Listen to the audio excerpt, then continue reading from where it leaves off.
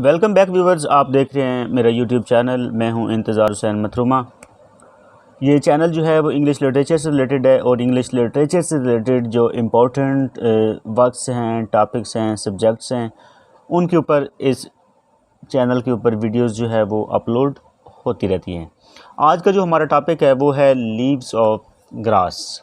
Leaves of the grass basically जो है ये एक कलेक्शन ऑफ पोएम है वाल्ट वाइटमैन का, और इस कलेक्शन के अंदर वाल्ट वाइटमैन की जो डिफरेंट पोएम्स हैं उनको कलेक्ट किया गया है, इकट्ठा किया गया है। तो इस आज की वीडियो के अंदर आपको वाल्ट वाइटमैन के बारे में इम्पोर्टेंट चीज़ें, उसकी बायोडाटा भी स्टार्ट में बता दिया जाएगा, और उसके बाद लीव्स ऑफ द ग्रास से रिलेटेड जो इम्पोर्टेंट इन्फॉर्मेशन है वो सारी की सारी आप तक इस वीडियो के ज़रिए पहुंच जाएंगी।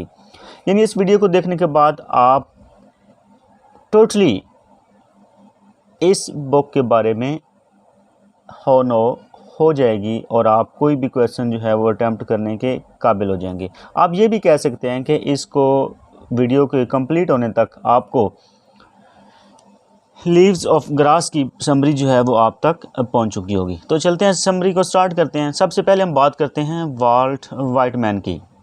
वाल्ट वाइटमैन जो है वो अमेरिकन पोइट है, ऑथर है और जर्नलिस्ट है।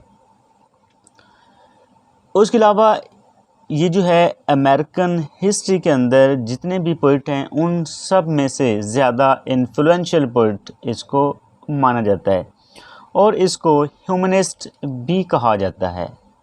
ह्यूमनिस्ट इस वजह से कहा जाता है कि इसने बेसिकली ये जो है इसने रियलिज़म और ट्रांसेंडेंटलिज्म के दरमियान एक पूरा जो डिफरेंस है उसको मार्क करने के लिए, उसको डिफ्रेंशिएट करने के लिए अपना रोल जो है वो अदा किया है।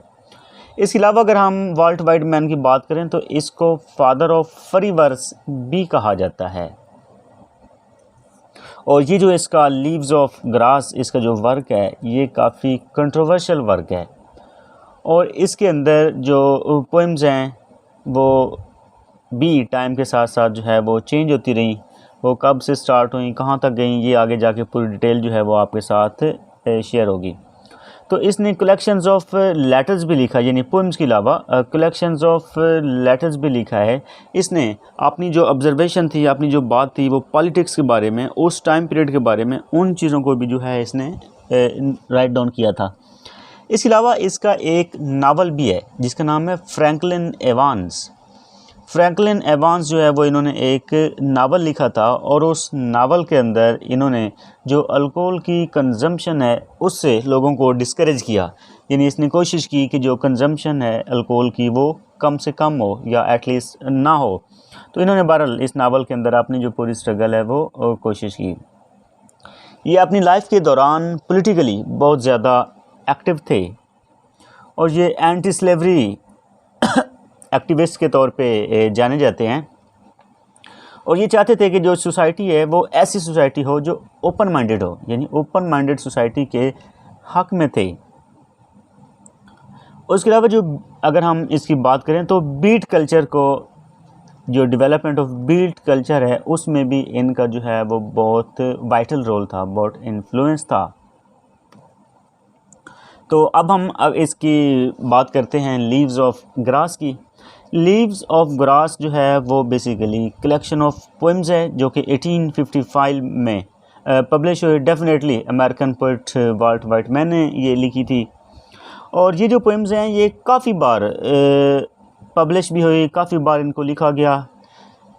इसकी वजह ये थी कि वाल्ट वाइटमैन ने अपनी पूरी ज़िंदगी जो अपना वर्क था इसके अंदर वो मुख्तलिफ चेंजेस, मुख्तलिफ तब्दीलियाँ जो हैं वो टाइम के साथ साथ करता रहता था, और जब भी वो कोई नई पोएम लिखता था या जो कोई चेंज करता था तो अपनी पोएम्स को दोबारा वो पब्लिश कराता था। जब वही वर्क उसका दोबारा पब्लिश होता था तो वो पहले से जो है वो काफ़ी डिफरेंट होता था। जो इनका फर्स्ट वॉल्यूम था, या जिसमें हम ओरिजिनल वॉल्यूम भी कह सकते हैं, वो एक छोटी सी बुक थी, और उसमें सिर्फ़ और सिर्फ 12 बुक्स थी। यानी 12 बुक्स से स्टार्ट हुआ था फर्स्ट एडिशन या फाइनल या फर्स्ट एडिशन, या इसका जो हम कह सकते हैं ओरिजिनल वॉल्यूम जो था। उसके बाद टाइम के साथ साथ जो है उनके अंदर चेंजेस जो है वो तब्दीलियाँ आती गई, और ये जो 12 से स्टार्ट हुआ था, एंड वाला जो लास्ट वॉल्यूम था जो कि पब्लिश हुआ था, उसमें मोर देन 400 पोइम्स थी, यानी 400 से भी ज़्यादा पोइम्स जो थी वो इसके लास्ट वर्क के अंदर जब इसने पब्लिश कराया था तो उसमें मौजूद थी। तो वाल्ट वाइटमैन जो है वो basically philosophy of life and humanity के ऊपर उसने फोकस किया है। इनके अंदर भी उसने यही अपनी जो फ़िलासफ़ी ऑफ लाइफ है और ह्यूमैनिटी है उसको फोकस किया है। बेसिकली लीव्स ऑफ ग्रास के अंदर exalting the body and the material world, इस पे कंसंट्रेट किया गया है, फोकस किया गया है। और अगर हम ये देखें कि इसके अंदर इन्फ्लुएंस किसका था, तो राल्फ वाल्डो एमर्सन, ये जो राइटर है, इनका इन्फ्लुएंस था वाल्ट वाइटमैन के ऊपर। उसके बाद एक और बड़ी इंटरेस्टिंग बात ये है कि जो वाल्ट वाइटमैन था उसने अपनी पोएम्स के अंदर जो एक स्पेसिफिक या स्टैंडर्ड सेट पैटर्न्स था, स्टैंडर्ड रूल्स थे मीटर के या इमेजरी मीटर के या पोइट्री के स्पेसिफिक, उन चीज़ों को उसने फॉलो नहीं किया, यानी मीटर एंड लाइन और लेंथ वगैरह उसको उसने फॉलो नहीं किया। उसने अपनी जो चीज़ें अपने अंदाज से पेश की हैं। उसकी जो पोइम्स थी वो कंट्रोवर्शियल थी। कंट्रोवर्शियल किस वजह से थी कि उसके अंदर उसने बहुत ज़्यादा सेक्सुअल इमेजरी का इस्तेमाल किया। सेक्सुअल इमेजरी की वजह से उनकी ये जो पोइम्स थी वो काफ़ी कंट्रोवर्शियल थी और उनको मोस्टली उनकी लाइफ के दौरान जो है वो बैन कर दिया गया था। वो काफ़ी टाइम जो है वो बैन रही थी, लेकिन बाद में उनकी डेथ के बाद, अब अगर करंट सिनेरियो की हम बात करें तो अमेरिकन पोइट्री में इनकी जो पोइट्री है वो बहुत इम्पोर्टेंट है, उसकी बहुत ज़्यादा अहमियत है, बहुत ज़्यादा इम्पोर्टेंस है। अब सारे के सारे जो हैं वो इसकी पोइट्री को प्रेज़ करते हैं, इसकी पोइट्री की तारीफ़ करते हैं। अब पॉजिटिव वे में क्रिटिसाइज़ किया जाता है। तो लीव्स ऑफ ग्रास की अगर हम सेक्शंस की बात करें तो इसके काफ़ी सेक्शंस हैं, लेकिन जो इसके ज़्यादा पॉपुलर सेक्शंस में अगर इनको डिवाइड किया जाए तो वो 4 सेक्शंस बनते हैं। तो 4 सेक्शन जो हैं वो पॉपुलर सेक्शन कंसिडर किए जाते हैं। वैसे इसके काफ़ी जो सेक्शंस हैं वो मौजूद हैं। तो लीव्स ऑफ द ग्रास अगर हम इसका ओपनिंग सेक्शन या ओपनिंग सेगमेंट या फर्स्ट सेक्शन की बात करें तो वो है हमारे पास है इंस्क्रिप्शंस के अंदर वो बेसिकली जो रीडर को एक ओवरव्यू देता है अपने वर्क के बारे में, यानी अपना जो उसका ऑथर्स अपना पर्सपेक्टिव है उसके बारे में इंट्रोडक्शन कराता है। और इसके अंदर वन सेल्फ के अंदर उसका फोकस है, यानी एक उसने टर्म यूज़ की थी वन सेल्फ। और ये जो वन सेल्फ है बेसिकली ये वाइट मैन्स सेल्फ है या ये रीडर्स सेल्फ भी है, और इसके अलावा ये जो एक पूरी नेशन है या पूरी कम्युनिटी है उसकी सेल्फ भी है। यानी वन सेल्फ से मुराद वाइट मैन्स की अपनी सेल्फ, रीडर्स की सेल्फ, और एज ए नेशन की जो एक सेल्फ रिस्पेक्ट है उसके ऊपर इसने बात की है। इस सेगमेंट के अंदर, इस पार्ट के अंदर जो इसकी मोस्टली पोइट्रीज़ हैं वो पॉलिटिक्स से रिलेटेड हैं, वो सोसाइटी से रिलेटेड हैं, वो पर्सनल अफेयर्स से रिलेटेड हैं, सेक्सुअल अफेयर्स भी उसके अंदर डिस्कस किए गए हैं। और ये जो सारे उसके मतलब कंसेप्ट्स हैं, ये अगर उसका हम इसकी पोएम्स को इस सब को गौर से पढ़ें तो जो बाकी पोएम्स हैं उनके अंदर भी ये सारे के सारे जो थीम्स हैं उसने डिस्कस किए हैं। उसका जो सेगमेंट 2 है या पार्ट 2 है वो है स्टार्टिंग फ्राम पैमानक। इसके अंदर उसने एक पूरा जो है वो रोड मैप दिया है, पूरा एक उसने रोड मैप दिया है कि कोई भी जो है वो एक बुक की जर्नी या बुक का जो सफ़र है वो कैसे कर सकता है। उसने डिस्क्राइब किया है कि जो उसका अपना लिटरेरी सफ़र है, लिटरेरी जर्नी है, वो उसने कैसे शुरू किया, कहाँ से शुरू किया। तो बेसिकली उसका ये जो सफ़र है वो उसका चाइल्डहुड से ही, मतलब स्टार्ट हो गया था, और तब से ही उसने पोइट्री जो है वो लिखना स्टार्ट कर दी थी।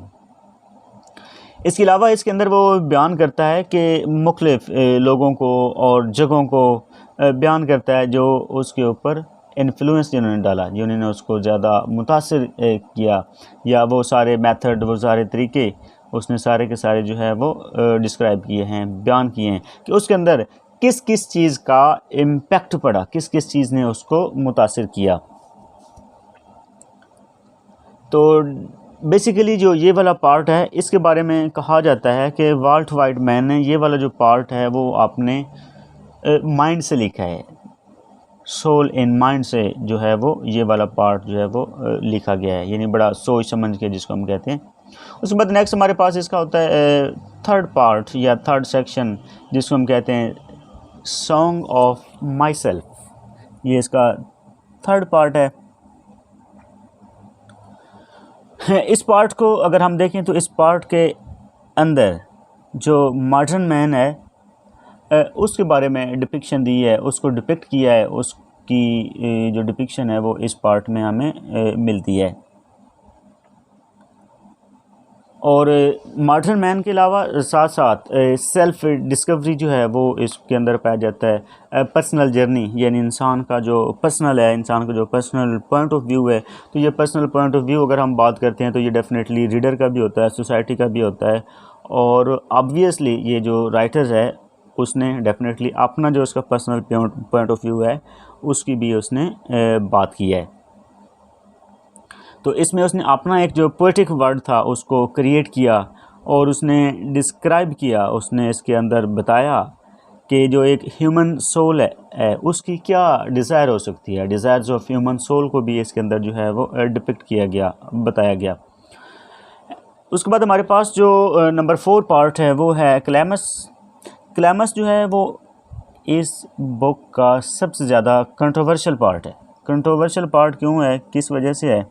क्योंकि इस पार्ट के अंदर उसने ऑटोरेटिक एंड होमोसेक्सुअल थीम्स जो हैं उनको बड़ा ब्रेवली और बड़ा बोल्डली अंदाज से बयान किया था, और शायद यही वाला पार्ट था जिसकी वजह से ज़्यादातर जो उसकी टाइम पीरियड के लोग थे उन्होंने उसकी पोइट्री को बैन कर दिया, उसको नापसंद किया।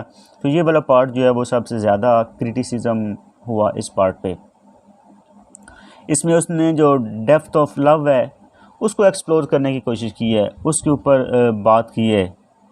यानी इसके अंदर जो सबसे ज़्यादा उसने फोकस या जिसको क्रिटिसाइज़ किया गया था वो ये पॉइंट था कि वो वाला लव जो कि मैन जो हैं वो एक दूसरे के लिए फ़ील करते हैं, महसूस करते हैं। तो उसने इस बात को इतना ज़्यादा जब बयान किया, एक्सप्लेन किया, तो लोगों ने उसको क्रिटिसाइज़ करना शुरू कर दिया।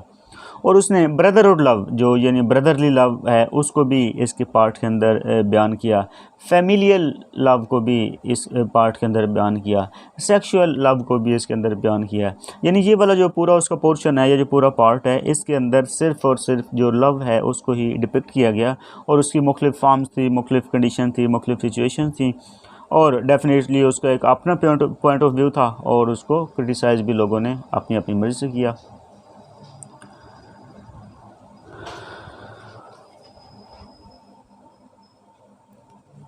तो इसके सबसे ज़्यादा कंट्रोवर्शियल बात ये थी कि वो ये कहता था कि जब दो लोग आपस में उनका आपस में रिलेशन है, वो एक दूसरे से मोहब्बत करते हैं, तो वो कहता है कि तब तक वो इनकम्प्लीट है जब तक वो उसके सारे लेवल्स को जो है वो एक्सप्लोर नहीं कर पाते। यानी उसके levels of love, level of friendship and level of intimacy, यानी सारे लेवल्स वो कहता है जब तक वो एक्सप्लोर नहीं कर लेते तब तक उसका लव जो है वो इनकम्प्लीट है। ये नॉर्मली तौर पे उसने love talking, he was talking about the love of man among themselves.